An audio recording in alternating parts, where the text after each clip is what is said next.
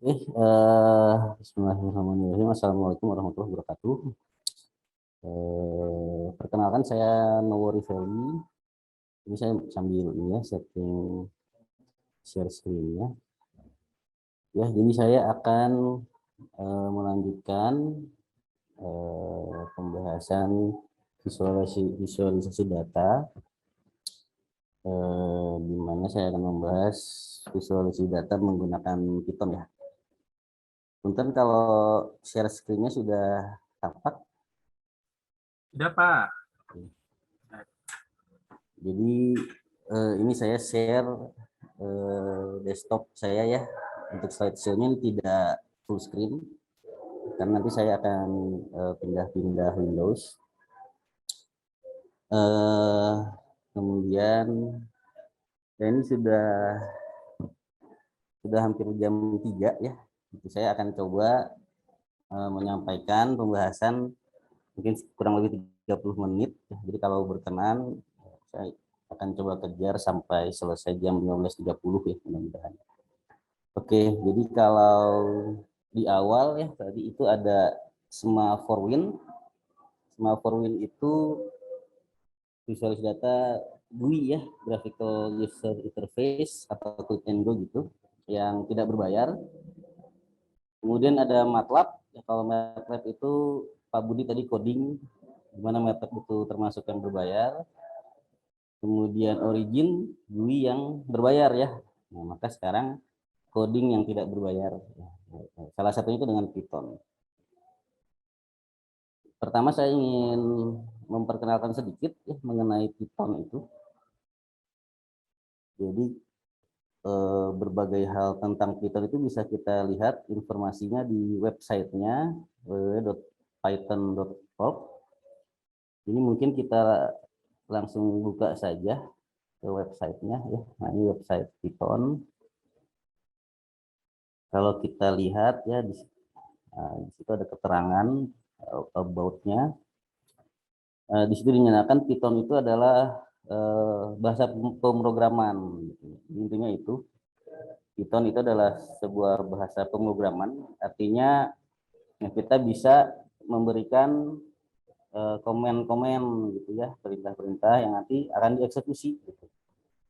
Dengan bahasa ya, bahasanya bahasa Python yang nanti diinterpretasi, di-compile gitu ya.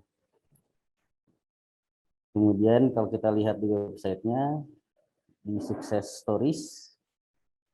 Nah, di situ kita lihat penggunaan Python itu cukup luas ya, termasuk di bidang seni, ya, di bisnis, pendidikan, teknik ya, termasuk di pemerintahan, ya, mungkin ini terkait dengan database. Jadi banyak sekali wilayah penggunaan dari Python. Kalau beberapa tahun yang lalu saya ingat Python itu adalah bahasa pemrograman yang paling populer. Mungkin sekarang juga masih. Termasuk salah satunya di bidang sains ya, di bidang ilmiah, yang mana di sini Python itu digunakan untuk ya, komputasi ya, untuk analisa data, termasuk sampai ke visualisasinya. Kemudian di sini bisa dilihat ada tab download. Jadi di sini, nah di sini kita bisa download Python ya. Sekarang itu di versi 39. Ini Python 3. Python 3 itu versi yang terbaru dan agak berbeda dengan Python 2 yang dan bisa digunakan di berbagai sistem operasi ya, Windows, Mac OS, ya, termasuk Unix dan seterusnya. Nah itu barangkali ya sedikit perkenalan dulu dengan Python-nya. Selanjutnya, nah berikutnya ada yang disebut dengan paket ya atau package gitu. Jadi kalau kita mendownload Python, maka di dalamnya akan ada paket-paket ya. Tapi nanti kita akan mendapatkan paket-paket dasar saja gitu. Jadi biasanya kita akan perlu menambah paket-paket tambahan. Jadi nanti di dalam suatu paket itu ada kumpulan modul-modul ya atau fungsi-fungsi pada topik tertentu. Gitu. Misalkan ada paket tentang menghitung matriks, ya, ada paket tentang membuat game, gitu ya, ada paket tentang membuat grafik. Nah itu biasanya menjadi satu paket, di dalamnya ada fungsi-fungsi yang nanti kita butuhkan. Yang mana paket-paket tersebut itu dikembangkan secara community base, ya. Jadi artinya sebenarnya siapapun akan bisa gitu ya mengembangkan sebuah paket yang itu nanti dikontribusikan. Gitu. Dan mungkin ini salah satu perbedaannya ya, kalau yang free license, nah, semua orang itu bisa ikut ya, bisa ikut mengembangkan.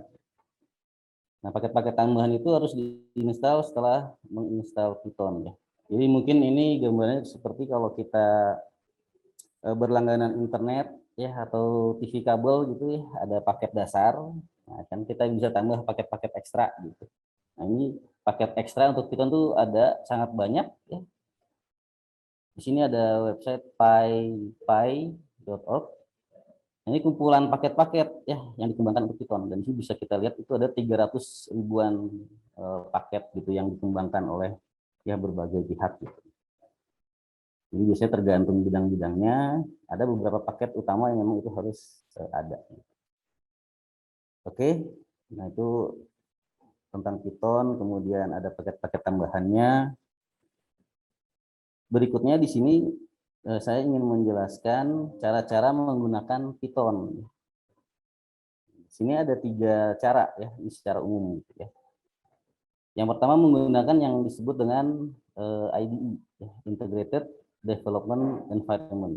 Jadi IDE ini itu satu buah software gitu ya, yang di situ sudah mencangkup ya berbagai bagiannya gitu ya. Ada teks editornya, tempat menulis kode ya, kemudian ada interpreternya, kemudian ada tombol-tombol ya untuk eksekusi, untuk debug gitu. Seperti halnya MATLAB tadi ya gitu. Jadi satu window di situ ada semuanya.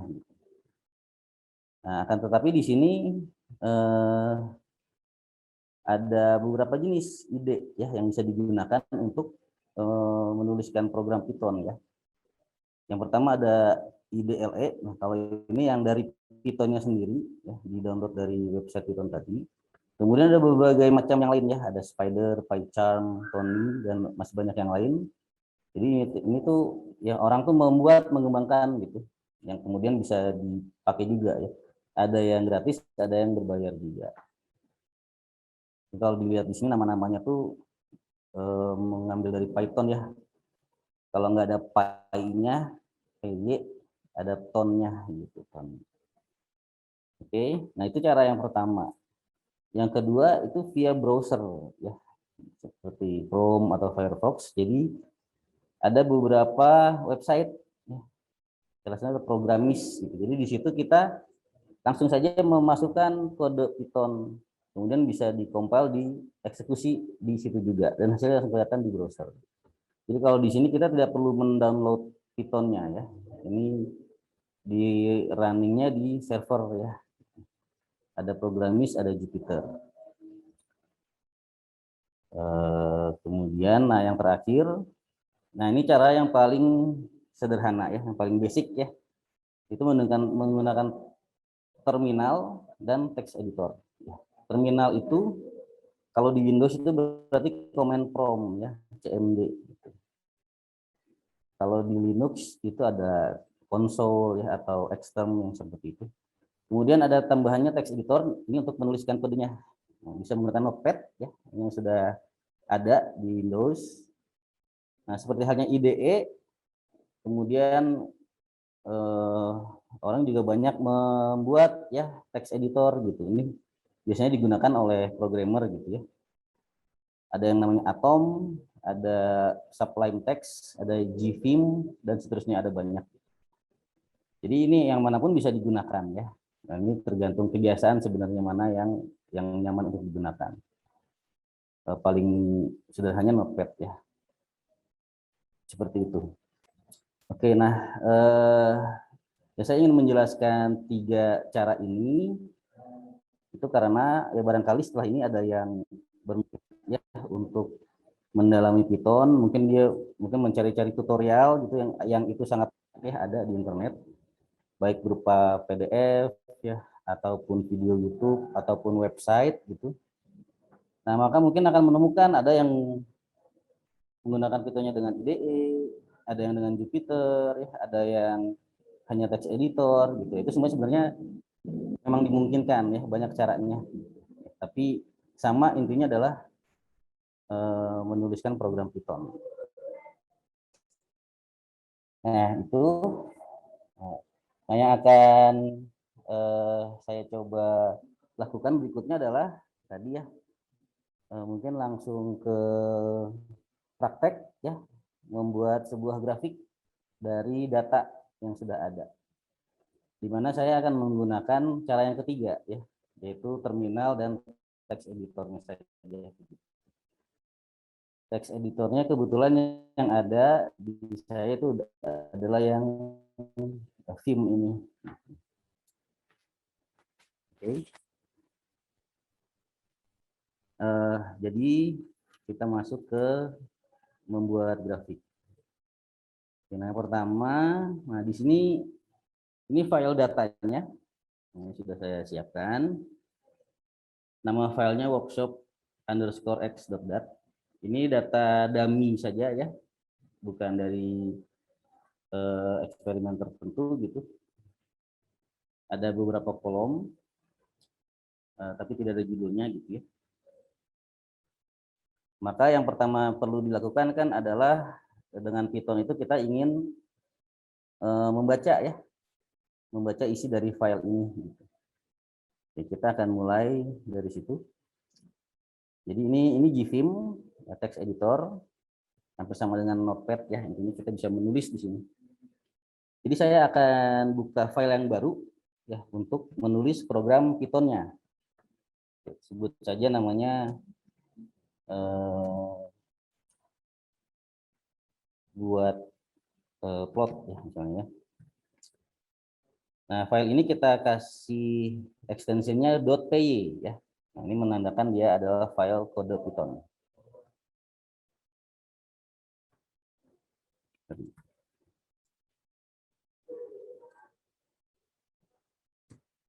Oke, nah di sini ada sudah terbuka sebuah file buat plot.py, ini masih kosong.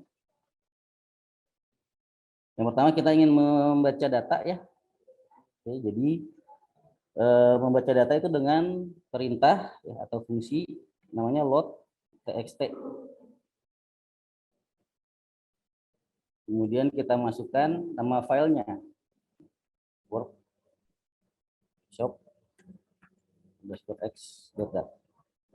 Nah, seperti itu. Nah, jadi ini fungsi load txt ini akan membaca ya isi file ini ya yang diinputkan. Oke, nah tentunya tidak hanya dengan ini saja. Jadi load txt ini adalah sebuah fungsi gitu yang itu tidak ada di paket dasarnya Python tadi gitu. Jadi adanya sebenarnya di paket tambahan ya. Paket itu disebut dengan NumPy. Nah, gitu. Jadi paket tambahan namanya NumPy. Maka paket NumPy ini harus diinstal terlebih dahulu. NumPy ini adalah salah satu paket yang kalau di dunia analisa data ini pasti harus punya ya, karena dia memiliki banyak fungsi untuk operasi perhitungan matriks gitu misalkan. Oke, jadi kita panggil fungsi load.txt dari paket NumPy ya, untuk membaca file. Nah, kalau kita mengambil paket eksternal, maka paket eksternal ini harus kita aktifkan dulu. Nah, itu dengan cara ya di baris paling atas dengan perintah import NumPy. Nah, gitu ya. Nah, kalau dengan ini akan bisa bekerja nih. Pertama NumPy-nya dibuka dulu. Nah, kemudian kita ambil salah satu fungsinya yaitu load.txt. Oke. Nah, selanjutnya ini kebiasaan ya yang suka programming Python. Nama paket ini bisa dimodifikasi, bisa dirubah ya, dengan alias gitu ya. Dengan menuliskan S atau alias, kita beri nama yang baru. Biasanya diberikan nama yang lebih singkat ya. Misalkan NP gitu. Sehingga penulisannya selanjutnya tidak harus dengan numpai, tapi dengan nama aliasnya saja. Nah, seperti itu. Jadi np.loadtxt ini akan mengambil isi file. Nah, tentunya kemudian data di file tersebut kan ingin kita simpan ya di dalam sebuah objek gitu. Yang itu nanti bisa kita panggil di Python. Jadi kita buat sebuah objek gitu ya, kita kasih nama. Misalkan namanya adalah data. Ya. Jadi data ini hanya sebuah nama ya, ini kita bisa buat nama yang lain. Ya. Tapi intinya nanti kalau kita panggil si data, ya, maka dia akan berisi file workshop ini. Baik, jadi disinilah pengambilan data, ya, pembacaan data. Nah, berikutnya saya ingin sedikit bicara mengenai datanya, bentuk data. Oke, jadi di sini ini isi filenya ya di sebelah kanan ini. Nah, bentuk yang seperti ini disebut dengan array ya. Jadi isi file ini berupa array, yaitu dia memiliki banyak komponen ya. Artinya dia memiliki banyak baris dan kolom. Yang disebut baris itu adalah yang arah horizontal ya. Ini baris. Nah, kemudian kalau di Python itu indeks itu dimulai dari 0. Seperti di C++ juga dari 0. Maka nah, ini adalah baris yang ke-0 ya. Ini baris yang ke-1 dan seterusnya. Kemudian ini adalah kolom ke-0, ini kolom ke-1 dan seterusnya. Gitu. Nah itulah data ini adalah sebuah objek yang berupa array seperti itu ya. Nah, di data ini yang ingin kita buat kebetulan yang saya buat di kolom ke-0 ya. Ini hanya penomoran saja. Kolom yang ke-1 ini adalah sumbu X-nya. Kolom yang kedua ini sumbu Y-nya, nilai Y. Kemudian kolom selanjutnya adalah error sebelah atas. Kemudian ini error sebelah bawah. Kemudian di sebelahnya ini nilai yang lain ya, Y2 lah gitu ya. Kemudian ini errornya. Jadi kita ingin panggil masing-masing kolom ya. Nah, kita ingin agar lebih mudah, kita simpan di variabel yang baru. Jadi misalkan X-nya adalah data. Nah, karena kita hanya ingin mengambil kolom yang kedua, jadi memasukkan indeks itu adalah baris, koma, kolom ya, baris, koma, kolom. Berarti barisnya, berarti ini semua baris yaitu dengan tanda titik 2. Kolom, berarti kolom yang ke-1 ya. Ini seperti di MATLAB tadi juga seperti ini ya, cuman kurungnya kurung biasa, kalau di Python kurung kotak. Nah ini selanjutnya kolom yang berikutnya saya beri nama YY. Kolom berikutnya saya beri nama EYU ya. Jadi ini sebagai error di atas. Ini error di bawah. 4. Kemudian data yang kedua saya beri nama SS. Kemudian yang terakhir error dari SS, kolom yang ke-6. Nah ini adalah isi dari data ya. Jadi kita memang harus mengetahui dulu data yang mau kita plot itu data apa.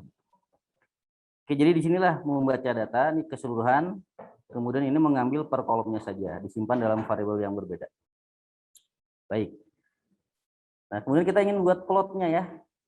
Nah, jadi yang ingin saya buat ya, sebagai contoh di sini itu sebenarnya seperti ini. Jadi saya coba cari-cari ya plot dari artikel yang baru terbit gitu ya. Ini saya menemukan sebuah plot ini ada di Journal Physical Review Letter. Ini baru keluar 1 Juli kemarin, jadi belum ada sebulan. Jadi kalau dibaca artikelnya sebenarnya menarik ya. Ini diambil dari artikel tentang pengamatan radiasi di balik benda hitam, ya. Yang itu kemudian memverifikasi teori gravitasi Einstein. Gitu. Ya, tapi kita tidak membahas topik artikelnya ya. Kita hanya ingin mencoba membuat grafik yang seperti ini. Baik, saya coba agak cepat ya. Oke, sekarang kita ingin buat grafiknya. Nah, untuk membuat grafik kita butuh paket yang lain, yaitu yang disebut dengan Matplotlib. Kita beri alias supaya menulisnya mudah, jadi MPL. Dan paket yang satu lagi matplotlib.pyplot.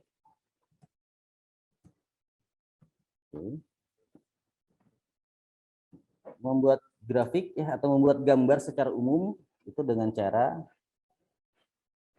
PLT ya, dari matplotlib pyplot ya, PLT dot subplots. PLT.subplots ini akan memberikan 2 buah objek ya. Jadi kita berikan 2 nama di sini, fig dan aks ya, dari aksis. Jadi fig ini mewakili keseluruhan gambarnya. Nah, sedangkan x ini itu nanti mewakili bagian dari gambar, subgambar ya, di mana kita akan menaruh plot kita. Oke, jadi ini paling sederhananya. Kita coba dulu memplot yaitu plot secara scatter XX dan Y. Seperti itu. Kemudian untuk menampilkan PLT show. Nah, ini kode sederhananya. Pertama kita baca data, kemudian kita buat objek gambar, kemudian kita taruh plotnya, kemudian kita tampilkan. Kita coba run dulu versi sederhananya. Jadi di run-nya dengan C, dengan command prompt di Windows. Kita pergi ke folder kerjanya dulu ya.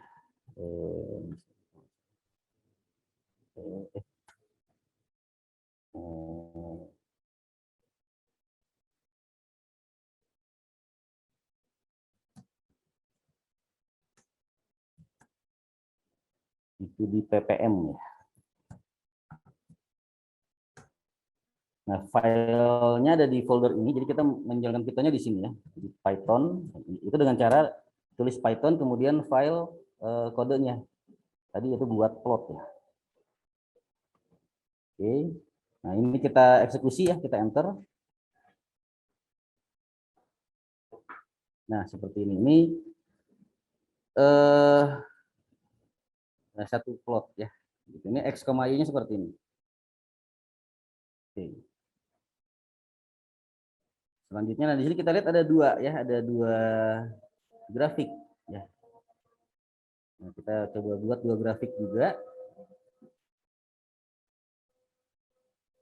Nah, untuk membuat 2 grafik yang terpisah ya frame-nya, di subplots ini kita bisa masukkan jumlah baris dan jumlah kolom ya. Nah, tadi ini kan ada 2 baris ya, dengan 1 kolom, maka kita tulis saja 2,1. Maka sekarang ada 2 tempat, ada 2, jadi aksisnya jadi ada 2. Nah, karena itu maka kita memanggilnya pertama AX0. Kemudian di AX0 kita menggambar YY ya. Nah, frame yang di bawahnya itu adalah AX1.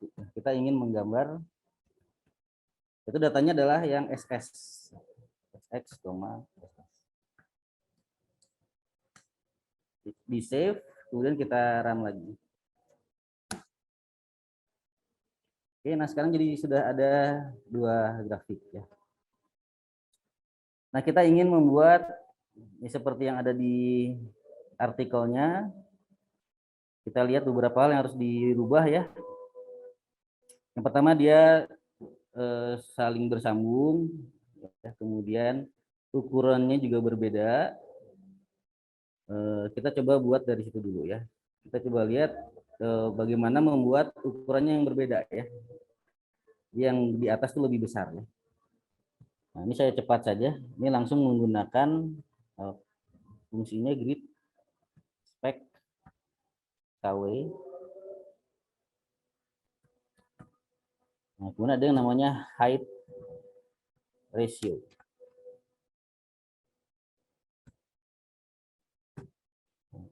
Jadi perbandingannya mau berapa? Misalkan 2:1 ya.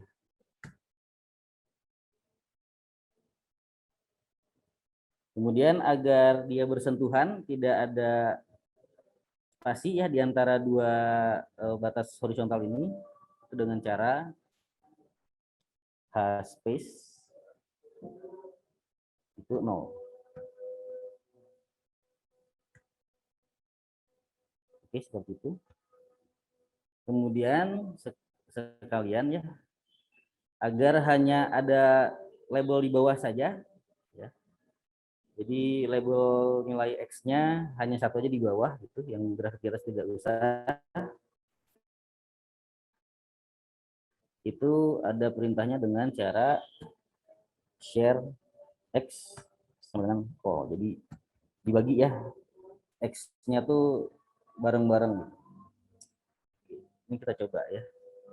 Jadi ini kode-kode seperti ini tidak perlu dihafal sebenarnya ya. Kita bisa punya satu file master gitu yang nanti dari situ tinggal dirubah-rubah. Kita coba run dulu. Ini kita tutup plotnya.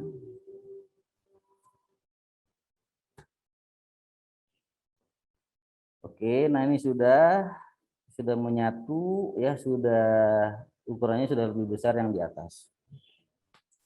Baik, selanjutnya kita coba menambahkan judul ya, sekaligus mungkin mengatur range-nya ya. Oke, kita coba tambahkan judul dulu. Nah, ketika menambahkan judul sekalian kita bisa set jenis font-nya ya.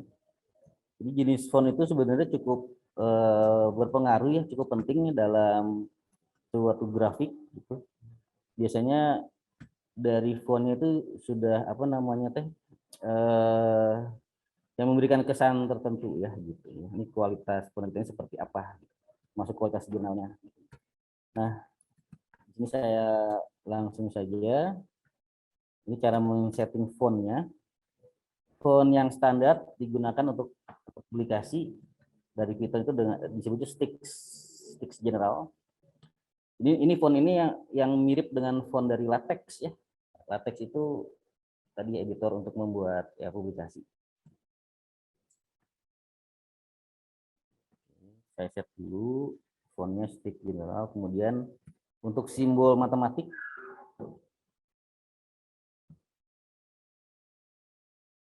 nah ini menggunakan font LaTeX. Font LaTeX itu CM komputer modern. Kita juga setting dulu besar dari fontnya. Font size. Kita coba saja dulu misalnya 16 ya.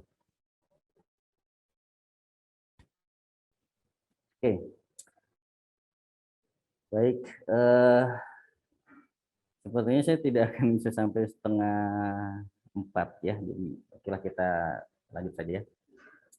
Oke, kita mau memberikan judul di aksis-aksisnya ya. Oke, seperti ini. Jadi yang pertama di grafik yang di atas, kita mau beri label untuk simbol Y-nya. Jadi kita panggil AX0. Kemudian set Y label. Seperti itu. Nah, mengikuti contoh ya, kita tulis saja strain. Kemudian ada dalam kurung kali 10 pangkat min 21. Nah, ini kita coba gunakan penulisan secara LaTeX ya. Itu bisa digunakan di Python ya. Artinya penulisan simbol matematik. Untuk itu dimulai dengan tanda dulu R, kemudian tanda kutip ya, kemudian dalam kurung. Nah, ini artinya kita ingin menuliskan simbol.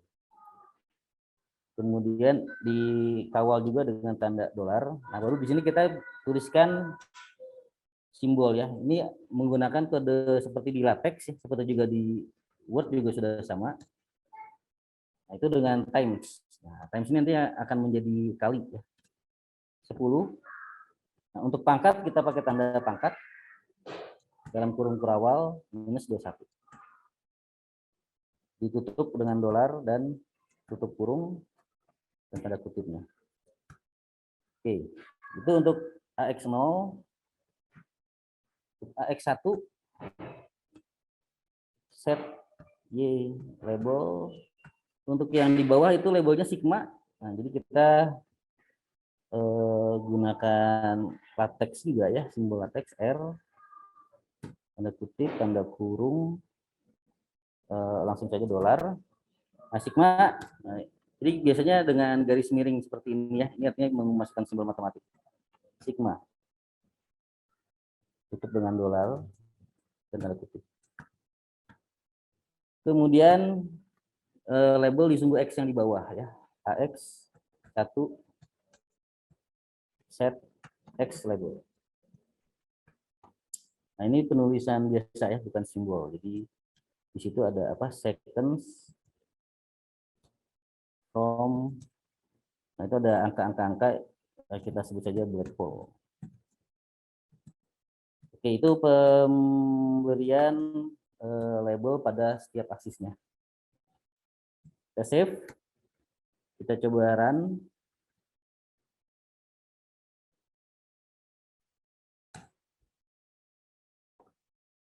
Oke, kita lihat hurufnya sudah mulai berubah, sudah muncul juga judul-judulnya ya, ada sigma 1. Oke, selanjutnya kita coba samakan range-nya ya, dari minus 3 sampai 3, yang di atas itu ya kurang lebih minus 1,5 sampai 2 ya. Jadi kita atur skala ya di aksis Y-nya itu dari berapa sampai berapa. Itu dengan cara pertama yang di atas dulu ya, AX0. Kita atur skala itu dengan set limit ya, Y lim. Ini mau dari berapa sampai berapa, misalkan minus 1,8 sampai 2,1 misalkan. AX1 set Y-nya limitnya berarti dari minus 3 sampai 3 ya. Kita lebihkan sedikit, misalnya minus 3,2 sampai 3,2. Kemudian untuk sumbu X, AX1 ya, berarti set X lim sesuai digambar dari 0,05 sampai 0,02. Oke, itu untuk mengatur skala.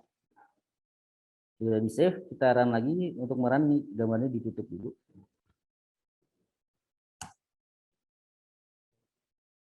Oke, ini sudah berubah ukuran skalanya, sudah hampir mirip ya. Hanya di sini yang keluar minus 2,5 sampai 2,5 ya. Nah, kita ingin kalau sesuai yang digambar itu dari minus 3 sampai 3. Nah, itu juga bisa ditentukan itu dengan cara AX1 set Y ya, tix. Ya, tix. Jadi nanti tixnya tuh di angka berapa saja, itu bisa ditentukan. Berarti kita inginnya di minus 3, 0, dan di 3.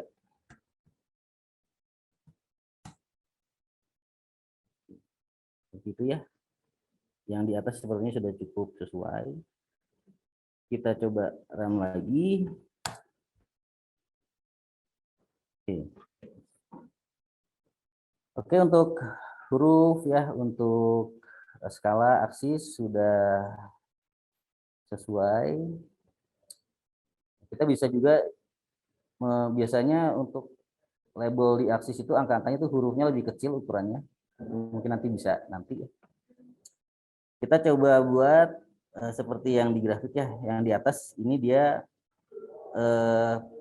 markernya dia lebih kecil, ya, warnanya hitam.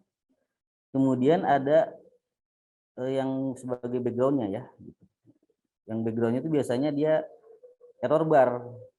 Jadi error bar atas dan bawah itu kemudian fill gitu jadi sebuah warna gitu ya. Nah, kita coba buat seperti itu.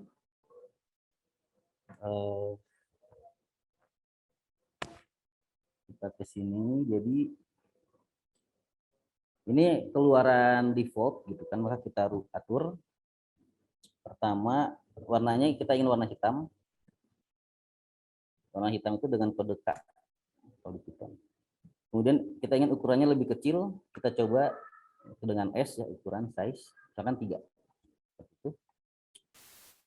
Kemudian untuk mendapatkan background di belakangnya yang itu didapat dari error bar atas dan bawah, itu fill between.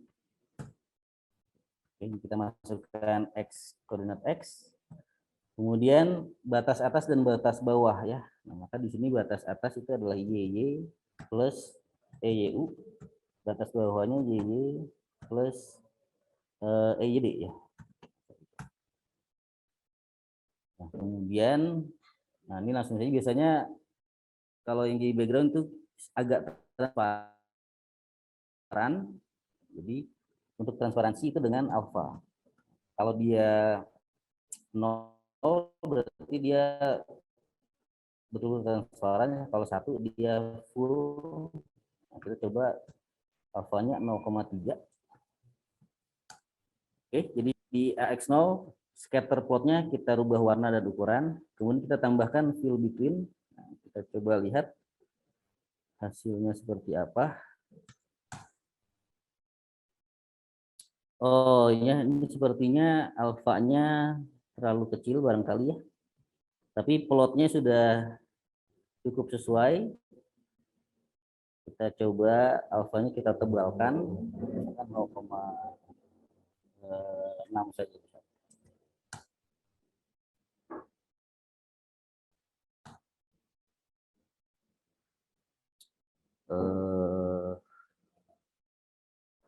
Oh, ada yang salah, maaf ya.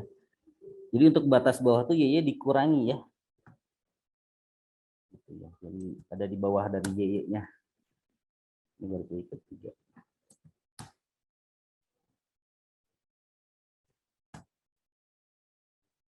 Nah, kurang lebih seperti itu. Oke, barangkali yang terakhir untuk di bagian bawah, jadi dikurangi ukurannya, kemudian ada error bar ya. Nah, baik. Jadi untuk error bar kita tidak menggunakan scatter, tapi error bar.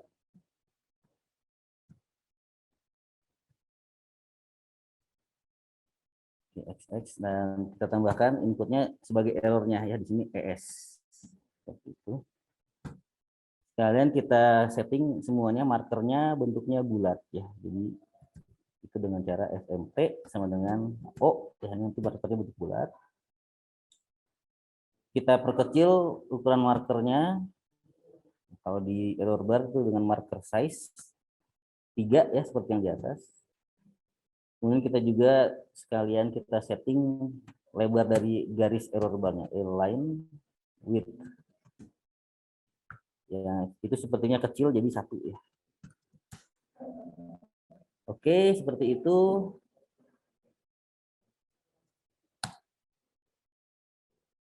Nah, ya sudah cukup mendekati ya.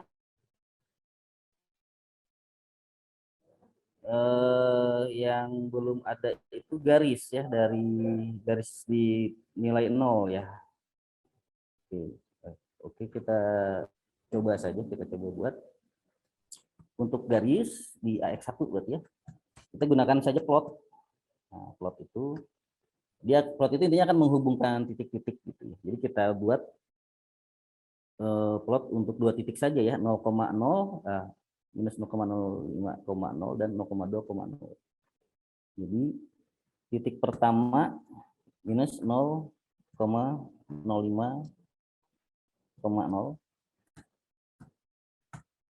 titik ujung yang satunya lagi 0,02,0. Oke. Ini seharusnya dia akan membuat garis ya. Kemudian kita ingin dia berupa dash line itu dengan cara K itu warna hitam. Nah, supaya garisnya putus-putus, kita masukkan tandanya seperti ini. Kita juga sekalian setting lebarnya.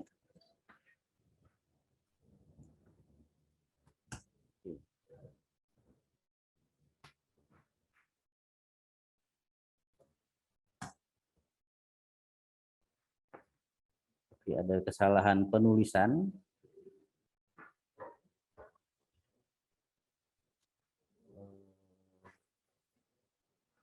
Jadi inline width ini tidak bisa dibaca. Oh iya, ini kan bukan error bar ya. Kalau yang error bar inline width. Jadi ini line width aja sebenarnya. Ya, seperti itu pasti akan terjadi ya kalau menulis program. Ada error-error seperti itu. Oke. Nah, ini sudah ada garis. Oke. Nah, ini garisnya berhenti di 0. Oke. Nah, jadi memang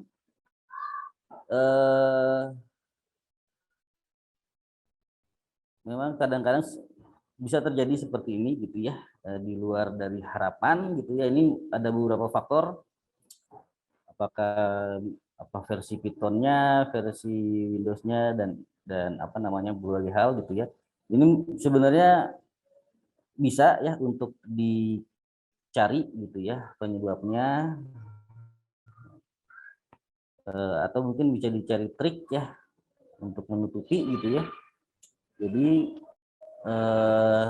yang apa yang bisa dilakukan, misalkan kita buat garis ya tambahannya ya,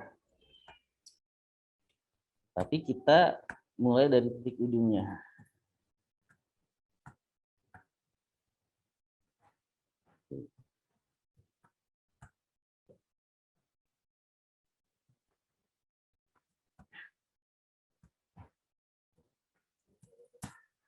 Coba ya.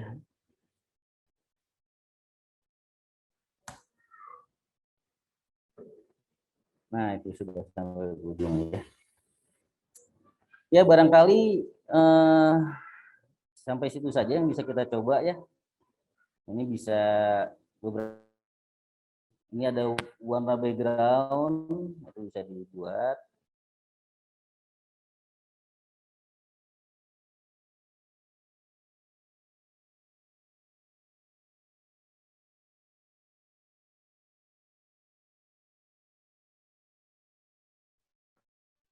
Maaf, sepertinya saya tadi terputus ya.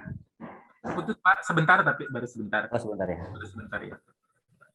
Oke, saya share lagi ya. Oke, ya intinya sudah ya, seperti itu barangkali ya. Mencoba membuat grafik yang meniru yang ada di artikel dengan menggunakan Python.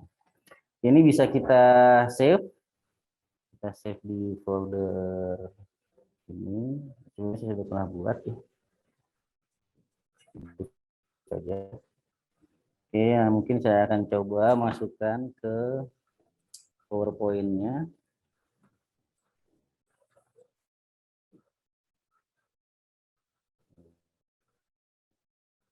Nah, ini hasil coret-coret kita ya bisa melihat ini ya.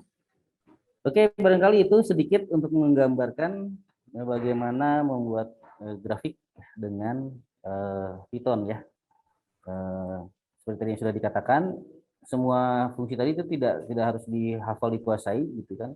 Kita bisa cari contoh-contoh tutorial-tutorial, dan biasanya kita pegang satu file master gitu. Jadi kita tinggal edit dari situ. Baik, barangkali itu saja dari saya. Sekian, terima kasih. Saya kembalikan ke Pak Tisdi.